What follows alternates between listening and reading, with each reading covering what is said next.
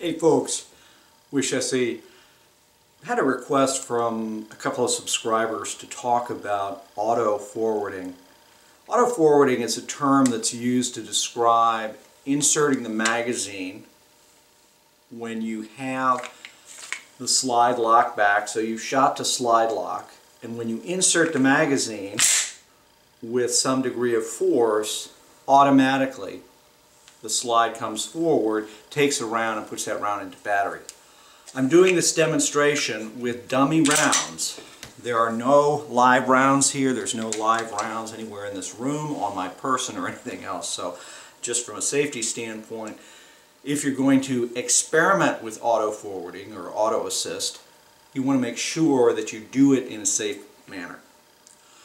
So essentially what's happening is the magazine is coming up, and because of the bump that's happening as I insert the magazine with force, it's actually hitting the slide stop, bouncing or bumping the slide stop, and therefore allowing the slide to move forward because the slide stop has bumped out of the way, essentially bumped down. So for some reason this works with 3 of my full-size M&Ps. So again, the M&P core here works 99.9% of the time. I mean, it just is very consistent. One thing to note is I found that if the gun is canted this way, or even straight up and down versus at a 45-degree angle, so it's about a 45-degree angle from where the frame is with my hand, as I insert that 45-degree angle seems to help. So we're going to take a look at this on a couple of other guns and show you that it's not always 100%. Here's the bottom line. You need to know your firearm, you need to know the way it works, how it operates, and what happens as you manipulate it. You also don't want to trust anything that you're not 100% sure it's going to work. I'm always prepared to go into a standard sort of slingshot across the top, so I see if it doesn't happen, I'm automatically going across the top.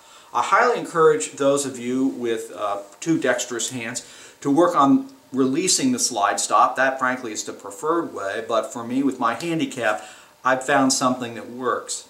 It's good to know both ways actually to be able to do that. So we're going to show you this on a couple of other guns, and that any inertia, enough inertia, on a hard surface will also auto forward most guns.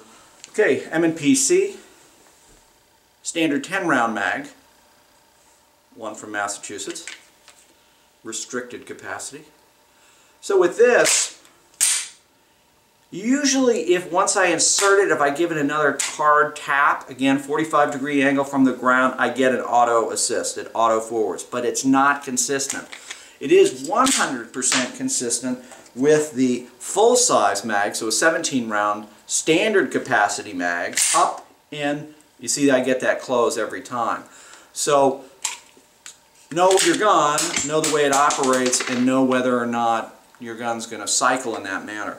Let's take a look now at the Glock and demonstrate this to show you that me running the gun, I don't always get the auto forwarding with the Glock, but I can get it sometimes depending on that insertion of the mag. So we're going to take a look at that right now.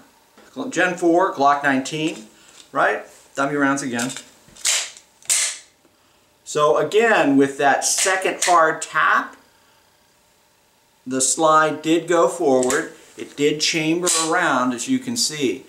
So it's really the inertia on the gun and the angle that I have it. With the Glocks, it happens with me about 60% of the time. 6 out of every 10 shots will I get that auto assist. With the M&Ps, for whatever reason, the way they ride on my hand and the way I'm inserting the mag, I get about 99.9% on the full-size guns and about a 90% with the compact version.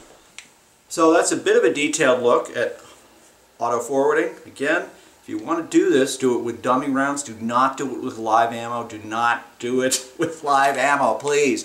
You just see someone being stupid and doing something that is going to potentially hurt them or someone else. So dummy rounds, again, if you want to practice this, get dummy rounds. The gun up at 45-degree angle. Sometimes that's all it takes, that second smack. Or sometimes it's just getting it right the first time. And that's all I'm doing. I'm just running it at a 45-degree angle, and the bump from my hand is what is driving the slide stop, just bouncing in it enough to let the slide stop go forward from here. Okay? So sometimes I end up having to do it twice. Usually it's just like that. So I'm just really jamming the gun, the round into the gun, and I'm out back on point. So that's a quick look, auto forwarding. Pros and cons to it, right? It's a real con if you don't know that the gun's going to go into battery. So I'm not advocating, I am neutral on whether or not you want to use this. I use it because it works on my M&Ps 99% of the time. Doesn't mean it will work for you. You want to make sure it works by using dumbing rounds and testing it out. And also really working on where's the position of the gun. 45 degrees from the ground at a 45-degree angle. So this, about here, driving it in, and then you're right back out on point.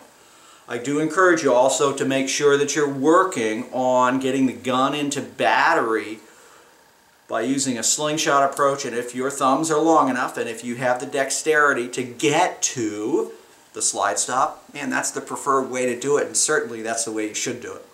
So that's a quick look at auto forwarding. If you like this video or any of the videos that we produce, click the thumbs up icon, share it with your friends and family. Certainly appreciate you watching, and as always, stay safe.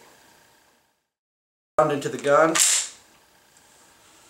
and I'm out back on point.